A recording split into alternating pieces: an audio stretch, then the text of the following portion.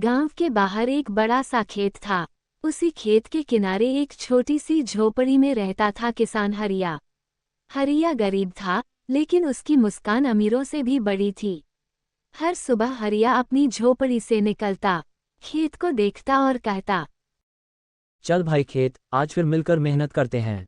खेत ही उसकी दुनिया थी। वहीं उसका सुख, वहीं उसकी चिंता। एक दिन खेत की मिट्टी बहुत सूखी दिखी। हरिया ने जमीन को हाथ से छूकर कहा, लगता है प्यास लगी है तुम्हें। पास ही बैठा उसका दोस्त मंगल बोला,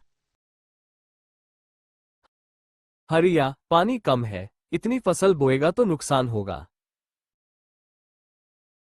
हरिया मुस्कुराया और बोला, कम में काम चलाना भी खेती का हिस्सा है।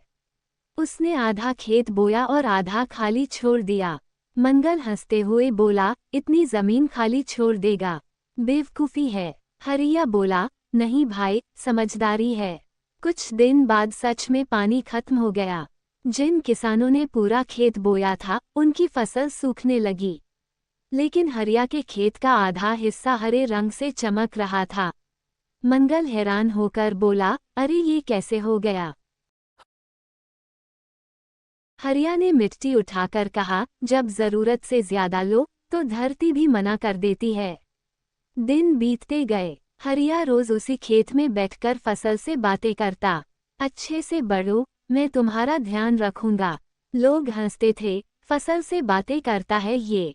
लेकिन फसल बढ़ती रही। कटाई का समय आया। हरिया की थोड़ी सी फसल बाकी सबकी बड़ी फसल से ज्यादा काम की निकली।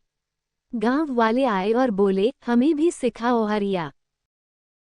हरिया बोला, खेती सिर्फ जमीन पर नहीं होती, दिमाग और दिल दोनों चाहिए। उस दिन हरिया उसी खेत में बैठा, सूरज डूब रहा था।